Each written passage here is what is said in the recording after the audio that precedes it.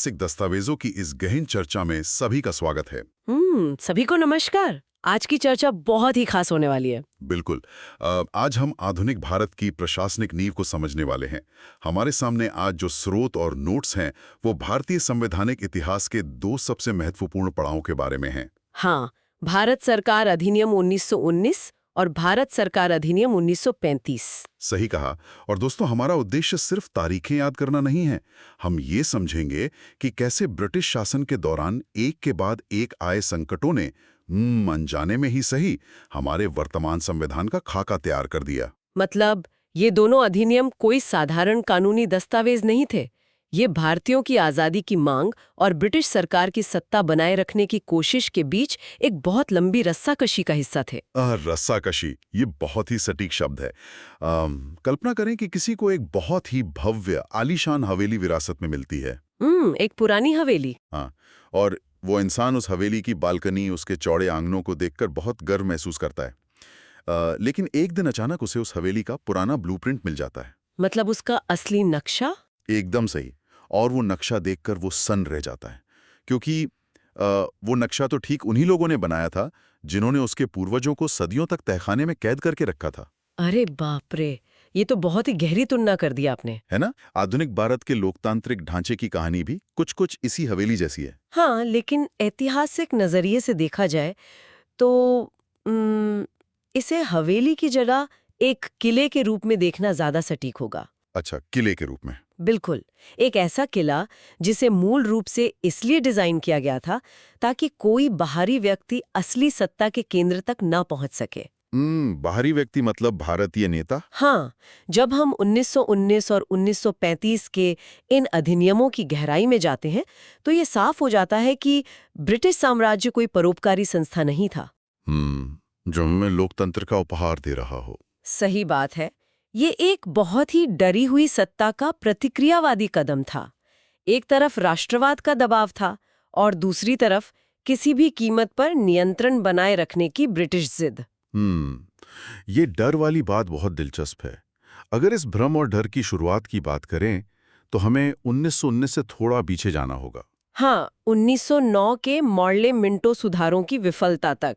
बिल्कुल। उन खोखले वादों से भारतीय पहले ही ठला हुआ महसूस कर रहे थे। फिर 1914 में प्रथम विश्व युद्ध शुरू हो जाता है। उस समय के भारतीय नेतृत्व ने इस उम्मीद में ब्रिटेन का समर्थन किया था कि युद्ध के बाद उन्हें स्वशासन मिलेगा, या कम से कम प्रशासन में कुछ ठोस अधिकार मिलेंगे। और उसी दौरान होम रूल आंदोलन भी जोर पकड़ चुका था।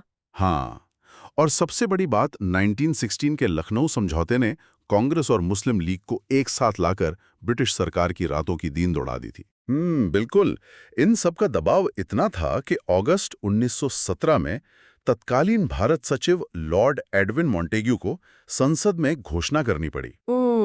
जिसे मॉन्टेग्यू घोषणा कहते हैं। हाँ, हमारे दस्तावेजों में जो एक स्क्रॉल या राजपत्र का चित्र है वो इसी को दर्शाता है।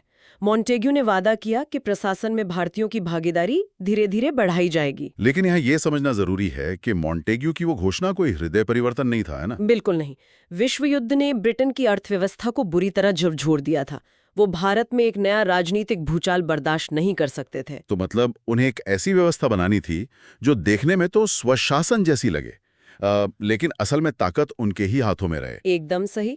इसी रणनीति के तहत वाइसराय लॉर्ड चेम्सफोर्ड के साथ मिलकर 1919 का अधिनियम तैयार किया गया। और इस अधिनियम का सबसे चालाक प्रयोग था प्रांतों में द्वैध शासन या डायरकी की शुरुआत। हाँ, डायरकी।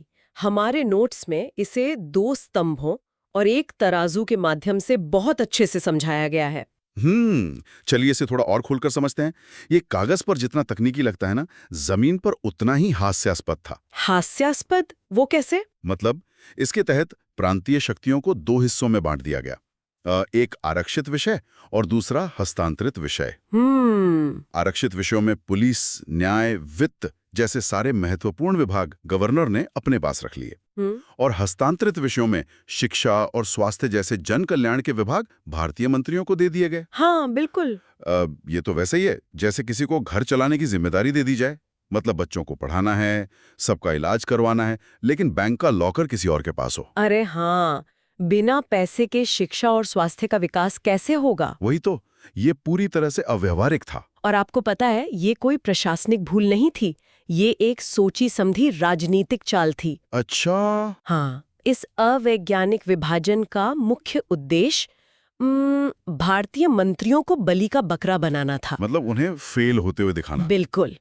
जब एक भारतीय स्वास्थ्य मंत्री अस्पताल बनाने का प्रस्ताव लाता, तो वित्त विभाग, जो कि ब्रिटिश गवर्नर के पास था, वो फंड देने से मना कर देता। अरे बाप रे। तो अस्पताल नहीं बनता और जनता के बीच ये संदेश जाता कि भारतीय मंत्री अक्षम है। सही कहा। शक्ति और धन पूरी तरह से गवर्नर के पास थे, लेकिन विफलता की जिम्मेदारी उन भारतीय मंत्रियों के सिर मढ़ी जाती थी। अरे, ये तो स्वशासन के नाम पर बुना गया एक चक्रव्यूह था। बिल्कुल। और बात सिर्फ प्रांतों तक सीमित नहीं थी, केंद्र के स्तर पर भी इस अधिनियम ने एक नया खेल शुरू किया। हाँ, दस्तावेजों में इसके 4 प्रमुख भाग दिखते हैं।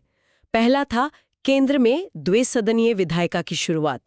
यानी आज की तरह लोकसभा और राज्यसभा का जो कॉन्सेप्ट है। आज 2 सदनों वाली व्यवस्था लोकतंत्र की निशानी मानी जाती है, लेकिन 1919 में ये एक धोखा था। वोट देने का अधिकार केवल उन मुट्ठी भर लोगों को दिया गया जिनके पास भारी संपत्ति थी। हाँ, केवल 10% आबादी ही वोट दे सकती थी। 90% भारतीय, जिनमें किसान और मजदूर शामिल थे, वो इस प्रक्रिया से बाहर थे।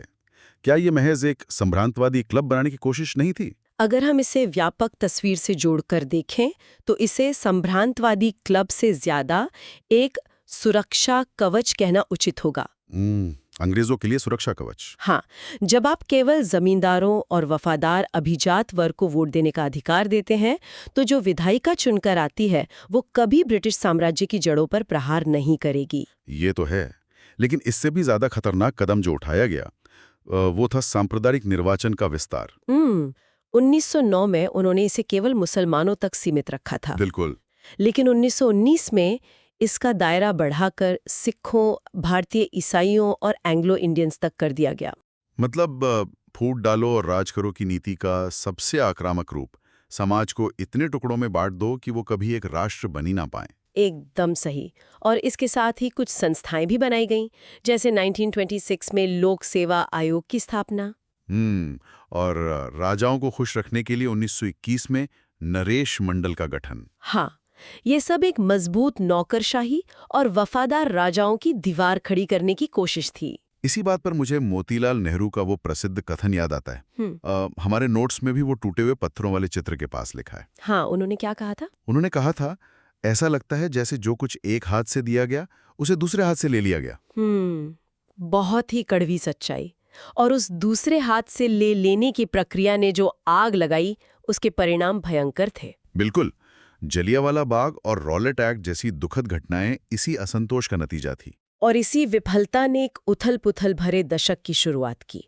हमारे पास जो एक ऐतिहासिक विकास क्रम का चार्ट है, जिसमें नदी के पत्थरों जैसा एक मार्ग बना है, वो इसी सफर को दिखाता है। 1919 से 1935 तक का सफर। हाँ, ये एक संवैधानिक संकट को पार करने का सफर था। 1924 की मुडिमिन समिति से लेकर 1927 का साइमन कमीशन। वो साइमन कमीशन जिसका भारत में भारी विरोध हुआ था, क्योंकि उसमें एक भी भारतीय नहीं था। बिल्कुल। अंग्रेजों को लगता था कि भारतीय कभी एकमत हो ही नहीं सकते। लेकिन उनके इस अहंकार ने भारतीय राष्ट्रवाद को एक नई ऊर्जा दे दी। इसी के जवाब में 1928 की नेहरू रिपोर्ट सामने आई। हाँ, जिसने पूर्ण औपनिवेशिक स्वराज की मांग की। और फिर 1930 से 1932 के बीच लंदन में हुए 3 गोलमेज सम्मेलन। यहाँ कहानी सच में बहुत दिलचस्प हो जाती है। साइमन कमीशन के विरोध और गोलमेज सम्मेलनों की इस पूरी उथल-पुथल ने अंततः 1933 के श्वेत पत्र को कैसे जन्म दिया? ये 10 वर्षों के लगातार दबाव और वार्ताओं का नतीजा था। इसी श्वेत पत्र के आधार पर अगस्त 1935 में भारत सरकार अधिनियम पारित हुआ। और ये दस्तावेज, हमारे स्रोत बताते हैं कि ये अब तक का सबसे लंबा और जटिल दस्तावेज था। इसमें 321 धाराएं और 10 अनुसूचियां थी। हाँ, इतना लंबा दस्तावेज होना कोई गर्व की बात नहीं थी। तो फिर क्या था? कोई 321 धाराएं क्यों लिखेगा? ये उनके गहरे डर का प्रतीक था। वो भारतीयों पर रत्ती भर भी भरोसा नहीं करते थे। अच्छा। वो नहीं चाहते थे कि कानून में कोई भी ऐसा लूपहोल छूट जाए जिसका इस्तेमाल भारतीय नेता सत्ता हथियाने के लिए कर सके। मतलब हर छोटी चीज को लिखकर जंजीरें मजबूत कर दी। बिल्कुल। इसके 2 मुख्य उद्देश्य थे। पहला, अखिल भारतीय महासंघ का निर्माण, और दूसरा प्रांतीय स्वायत्ता देना। 1935 के अधिनियम की संरचना को समझने के लिए हमारे नोट्स में 3 स्तंभों वाला एक महल बना है। हाँ, ये शक्तियों के विभाजन को दर्शाता है। 3 सूचियां बनाई गई। पहली संघीय सूची जिसमें रक्षा और विदेशी मामले जैसे 59 विषय थे। दूसरी प्रांतीय सूची जिसमें पुलिस और शिक्षा जैसे 54 विषय थे। और तीसरी संवर्ती सूची जिसमें 36 विषय थे। लेकिन यहाँ एक बहुत बड़ा पेच है। क्या पेच है? ये जो अवशिष्ट शक्तियां हैं, यानी जो विषय इन तीनों सूचियों में नहीं है, वो ना तो केंद्र को दी गई ना प्रांतों को, वो सीधे गवर्नर जनरल यानी वाइसराय को दे दी गई। बिल्कुल। तो आखिर इन सब का मतलब क्या है? क्या ये प्रांतीय स्वायत्ता के वादे के साथ एक धोखा नहीं था? इससे एक बहुत महत्वपूर्ण सवाल खड़ा होता है और इसका जवाब हाँ है। ये एक धोखा ही था। कैसे? अंग्रेज भले ही सत्ता का विकेंद्रीकरण दिखा रहे थे, लेकिन वीटो और आपातकालीन शक्तियां उन्होंने पूरी तरह से अपनी मुट्ठी में रखी थी। मतलब स्वायत्ता तो दी, लेकिन रिमोट कंट्रोल अपने पास रखा। बिल्कुल। 1919 का द्वैध शासन प्रांतों से तो हटा दिया गया, लेकिन गवर्नरों के पास विशेष जिम्मेदारी के नाम पर किसी भी फैसले को रद्द करने की ताकत थी। ये तो कोई आजादी नहीं हुई। और वो अखिल भारतीय महासंघ वाले विचार का क्या हुआ? वो प्रस्ताव तो कभी लागू ही नहीं हो सका। क्यों? क्योंकि देशी रियासतों के राजाओं ने इसमें शामिल होने से इनकार कर दिया। उन्हें लगा कि इससे उनकी अपनी निरंकुश सत्ता कम हो जाएगी। तो वो योजना वहीं धरी की धरी रह गई। हाँ, लेकिन इस अधिनियम ने जमीन पर कई ठोस बदलाव जरूर किए। हाँ, प्रशासनिक बदलाव वाले हिस्से में हम देखते हैं कि 11 में से 6 प्रांतों में द्विसदनीय विधानमंडल बनाए गए, जैसे बंगाल, बॉम्बे, मद्रास, बिहार। और भौगोलिक बदलाव भी हुए। 1937 में बर्मा को भारत से अलग कर दिया गया और सिंध और उड़ीसा के रूप में नए प्रांत अस्तित्व में आए। संस्थागत निर्माण के नजरिए से भी ये बहुत बड़ा कदम था, है ना? बिल्कुल। 1937 में दिल्ली में संघीय न्यायालय की स्थापना हुई और हाँ, देश की मुद्रा प्रणाली को नियंत्रित करने के लिए भारतीय रिजर्व बैंक यानी आरबीआई की स्थापना भी इसी अधिनियम के तहत हुई। लेकिन इन सब विशाल प्रशासनिक ढांचों के बावजूद लोगों के अधिकार वहीं के वहीं रहे। हाँ, एक पाई चार्ट हमें दिखाता है कि वोट देने का अधिकार अभी भी केवल 10% आबादी तक ही सीमित था। और वो जो जहरीला सांप्रदायिक निर्वाचन था, उसे दलित वर्गों, महिलाओं और मजदूरों तक और फैला दिया गया। बिल्कुल, समाज को और ज्यादा बांटने की कोशिश। इसीलिए भारतीय नेताओं ने इस पर बहुत तीखी प्रतिक्रिया दी थी। मैं बहुत नाटकीय ढंग से तो नहीं कहूंगा, लेकिन जवाहरलाल नेहरू जी का वो कथन बहुत गहरा है। उन्होंने कहा था कि ये एक अनेक ब्रेकों वाली इंजन रहित मशीन है और इसे गुलामी का नया अधिकार पत्र भी कहा। और मोहम्मद अली जिन्ना ने भी कहा था कि ये योजना पूर्णतया सड़ी हुई, मौलिक रूप से खराब और पूरी तरह से अस्वीकार्य है। दोनों नेताओं की बातें बिल्कुल सही लगती हैं। हाँ, क्योंकि इतने लंबे संघर्ष के बाद भारत को क्या मिला? ना तो डोमिनियन स्टेटस का जिक्र था, ना ही मौलिक अधिकारों का। बिना इंजन की गाड़ी, मतलब गाड़ी में सिर्फ ब्रेक थे, ब्रिटिश वीटो के रूप में। बिल्कुल। ये अधिनियम भारत को आगे ले जाने के लिए नहीं, बल्कि ब्रिटिश राज को सुरक्षित रूप से पार्क करने के लिए था। और दोस्तों, यहीं आकर इस पूरी चर्चा का सबसे बड़ा विरोधाभास सामने आता है। सबसे हैरान करने वाली बात। वो क्या? जिस 1935 के अधिनियम का नेहरू और जिन्ना दोनों ने इतना विरोध किया, आजाद भारत के 1950 के संविधान का सबसे बड़ा आधार वही अधिनियम कैसे बन गया? हाँ, ये एक बहुत ही तार्किक सवाल है। हमारे नोट्स के अंतिम भाग में एक वेन डायग्राम दिया गया है। ये दिखाता है कि वर्तमान संविधान का लगभग 75% हिस्सा सीधे 1935 के अधिनियम से प्रेरित है। ये अजीब लगता है, लेकिन इसका एक ठोस कारण है। क्या कारण है? इसे समझने के लिए हमें उस समय की व्यावहारिकता को देखना होगा। 1947 में जब भारत आजाद हुआ तो वो रियासतों और विविधताओं का एक उबलता हुआ महासागर था। विभाजन की त्रासदी भी थी। बिल्कुल। ऐसे समय में संविधान निर्माताओं को एक ऐसे ढांचे की जरूरत थी जो इस विशाल देश को बिखरने से रोक सके, और 1935 के अधिनियम ने वो मास्टर ब्लूप्रिंट प्रदान किया। मतलब ढांचा मजबूत था, बस उसे चलाने वाले गलत थे। सही कहा।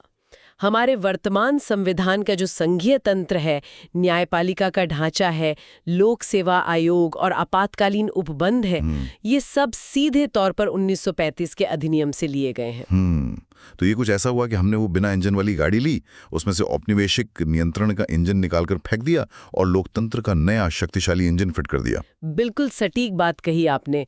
गाड़ी की चैसी वही रही, लेकिन मंजिल पूरी तरह बदल गई।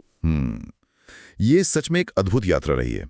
हमने देखा कि कैसे 1919 के द्वैत शासन के भ्रम से निकलकर भारत 1935 की प्रांतीय स्वायत्तता तक पहुंचा, और कैसे उसी अधिनियम ने आधुनिक आरबीआई और न्यायपालिका जैसे संस्थानों की नींव रखी। हाँ, और अंत में मैं श्रोताओं के लिए एक विचार छोड़ना चाहूंगी। जरा सोचिए, बताइए। एक ऐसा दस्तावेज जो मूल रूप से एक साम्राज्य द्वारा अपने उपनिवेश पर नियंत्रण बनाए रखने के लिए बहुत ही चालाकी से तैयार किया गया था। हाँ। उसी दस्तावेज के ढांचे का इस्तेमाल स्वतंत्र भारत के निर्माताओं ने दुनिया के सबसे बड़े लोकतंत्र को चलाने के लिए कैसे कर लिया?